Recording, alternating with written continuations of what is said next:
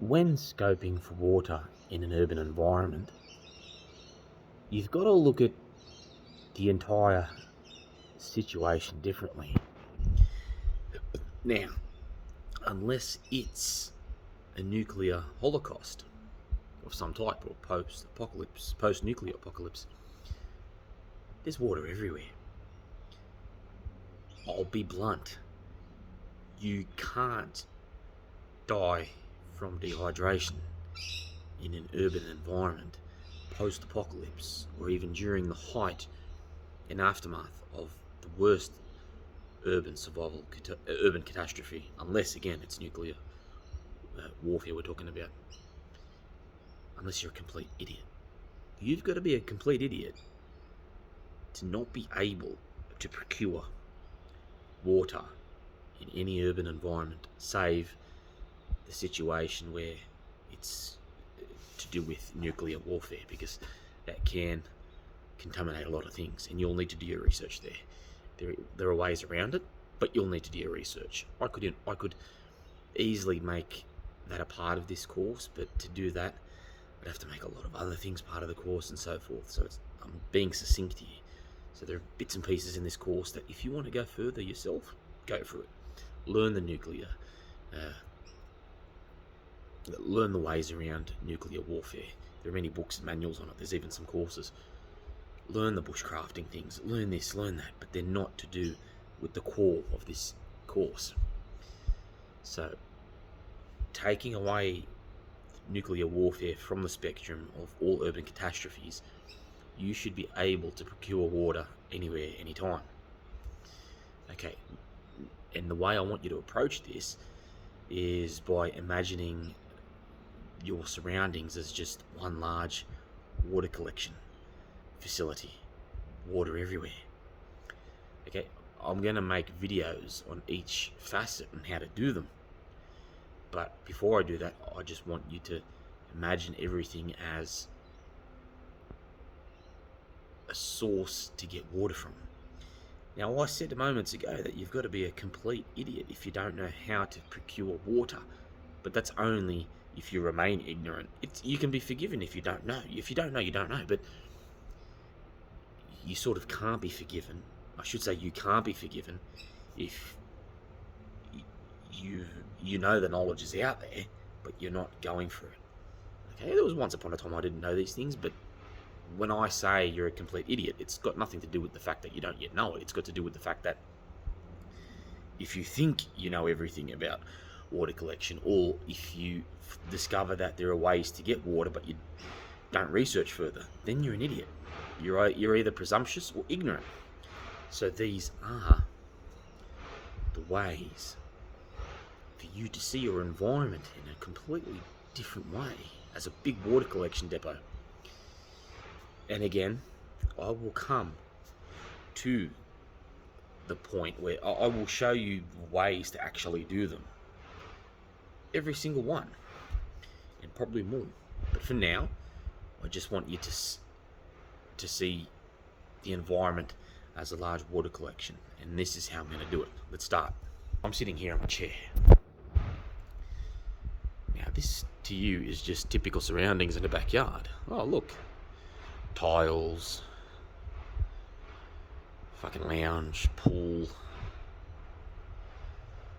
trees, plants, Morabina, some drawing stuff. Me at the drawing again. But there's much more going on.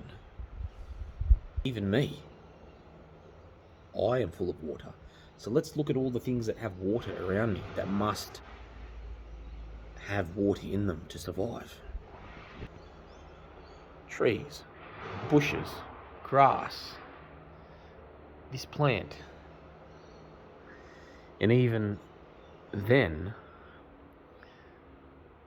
going away from the things that must have water to survive, such as all the greenery around and myself,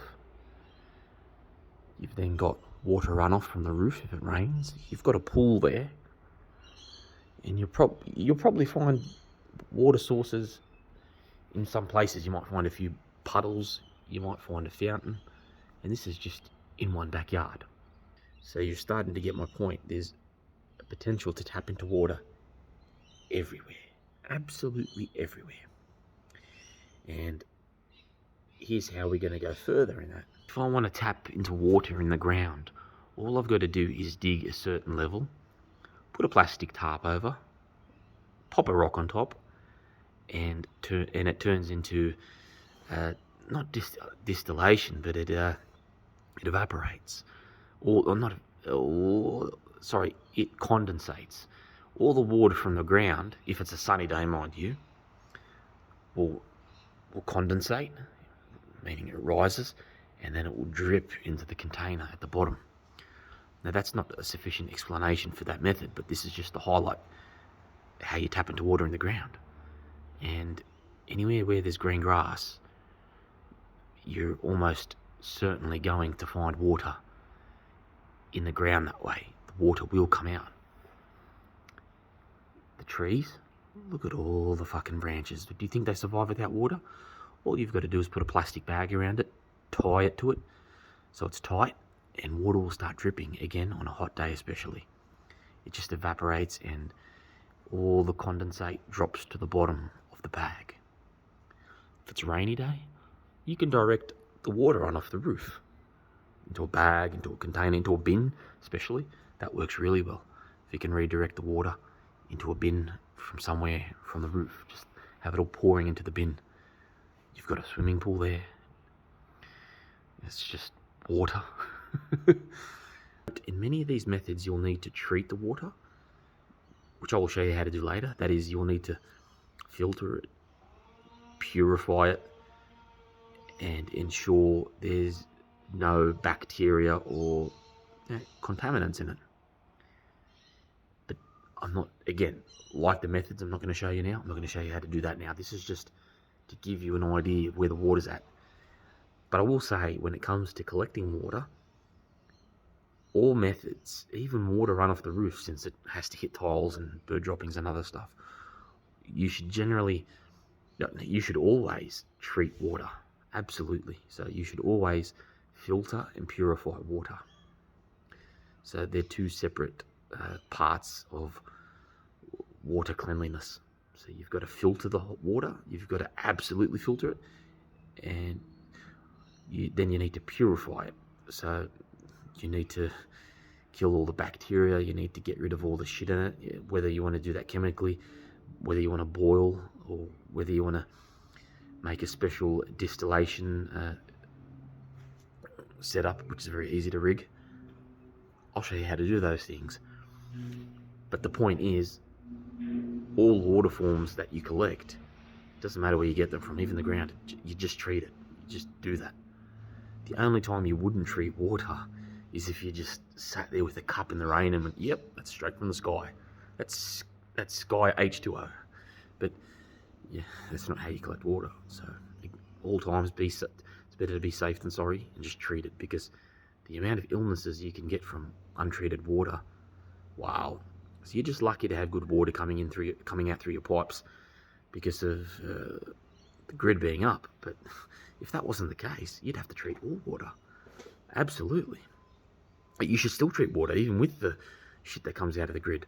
You should fucking absolutely still treat it. You should go to your TradeLink, go to Reese, and look into that.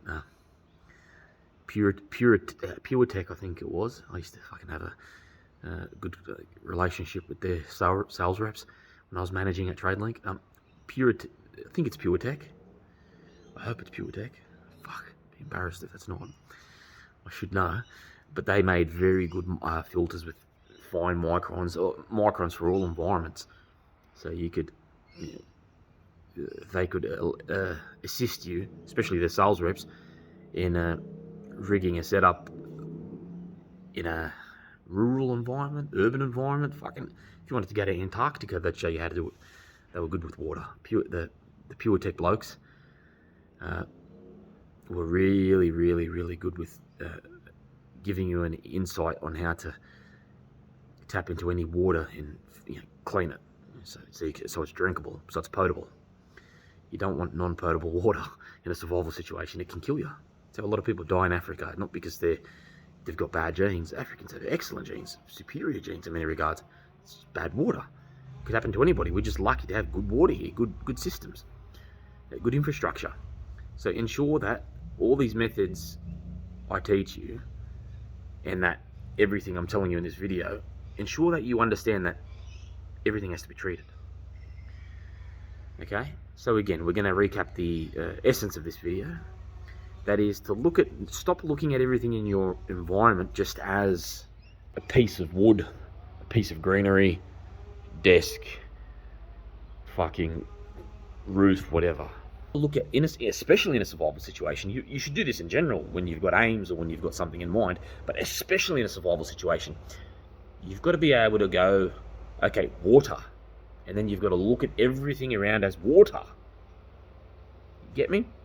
So it's hard to achieve what you want to achieve if you don't know where to look. And that's very helpful in life in general, not just a survival situation. When you're able to have an idea of what you want, and then you look at everything as if that's what it is, you start to be good at it. You start to refine yourself. You start to, yep, that's where it's at. That's how I can tap into it. That's how I can make it better. It's how the trade teaches you, as they say. But in a survival situation, you've got shelter/fire, as I will have it, signaling, water, and food. So in this series, we're focused on food. So as opposed to going, oh yeah, looking at everything as a potential shelter, or looking at everything as potential food, or looking at everything as a potential means to fucking signal, instead you're looking at everything as potential water. Now this is, you could say this is tantamount to the Aussie bloke who looks at every Sheila as a good root. The point is, it's the lens to which they see life through. So you've just got to change that lens, if you get what I'm saying. Okay, so we're going to put the water lens on now. Yeah, everything's water.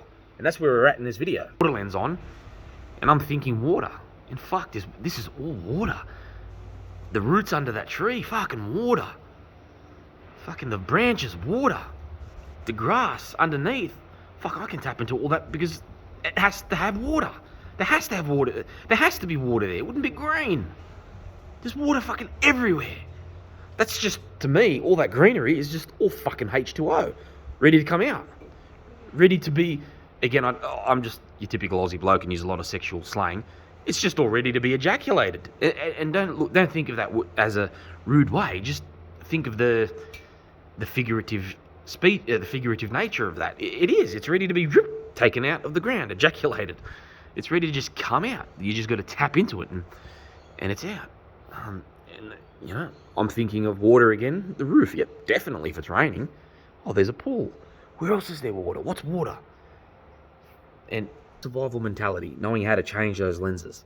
And if you can change that lens with water, you can also change that lens with sheltering, fire making, although I will have it that it's sheltering / fire making because they're unto the same purpose.